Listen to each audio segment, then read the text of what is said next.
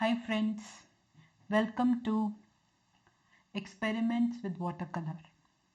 So today I will share the results of few of my experiments with colors. For my experiment I had taken three colors, Quin Rose, Rose Madder Permanent, both of them are Daniel Smith colors, and Quin Rose by M. Graham. So Daniel Smith uses gum arabic as a binder while M. Graham uses honey as a binder. And if you will see, the pigment used in all three of them is PV19. So recently, Daniel Smith did some, they published some information why PV19 gives different colors. So one of the reasons that they said was chemical composition, how the different molecules are arranged while the paint is manufactured, because of which they give different colors. So I wanted to test out these three colors, wet my paper and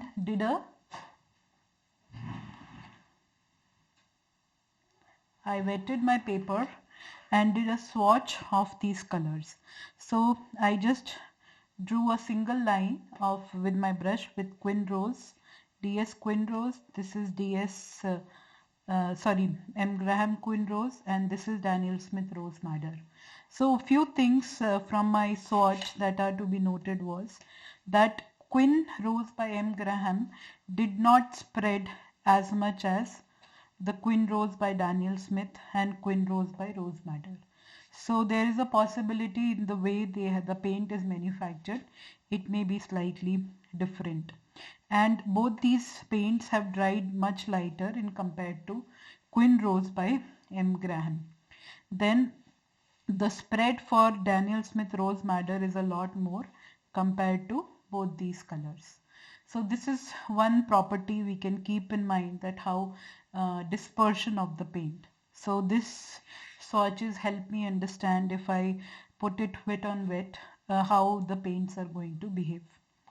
Now in the second one, I have also introduced one more paint, which is New Gamboge by Daniel Smith. So this is New Gamboge by Daniel Smith.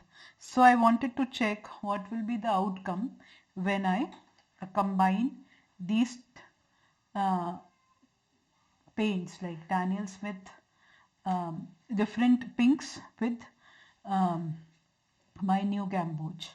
So I first laid down a small wash of Quin Rose, and then I gradually mixed up the New Gamboge, and I introduced little bit of New Gamboge. I have put it here in wet on wet, and little bit of Quin Rose I introduced in the yellow color.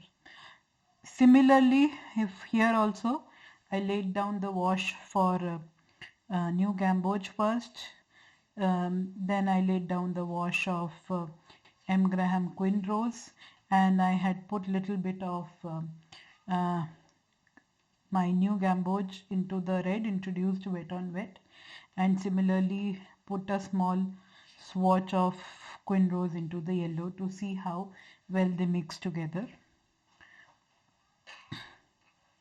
And same thing did for Daniel Smith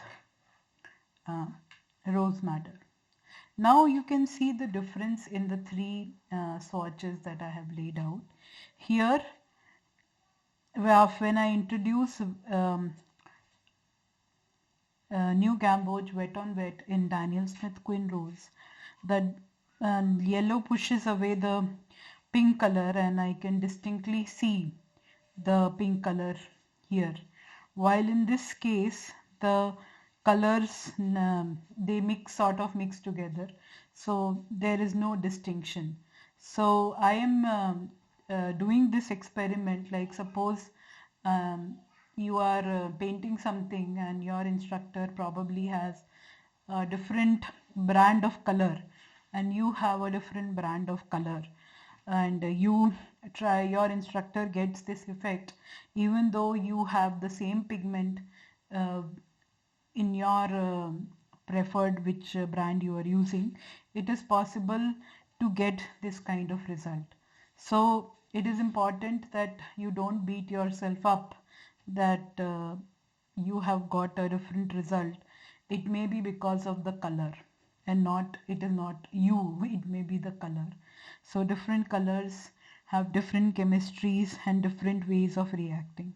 Again, in Daniel Smith Rose Madder also, the new Gamboge pushed away the rose madder color, while it mixed more thoroughly when I introduced the rose madder into the red. So the kind of uh, so if you will see here, the we can distinctly see the yellows and the pinks. Here it is mixing more. Here also we are able to see uh, like the pinks and the yellows, and pink is standing out more. So pink is sort of overpowering the um, yellow color. So this is the result of my experimentation, which it may be because Queen Rose by M. Graham, like M. Graham uses honey as their binder, while Daniel Smith uses gum arabic as a binder. So when I'm combining them together, I'm getting a different kind of result. So this is my series on experiments with watercolor. I will create more experiments, and as I discover different new things about watercolors, I will share them with you so that they may help you in your choice of colors and the decisions that you take with respect to your watercolors. Thank you so much for your time, for listening to me. Have a nice day.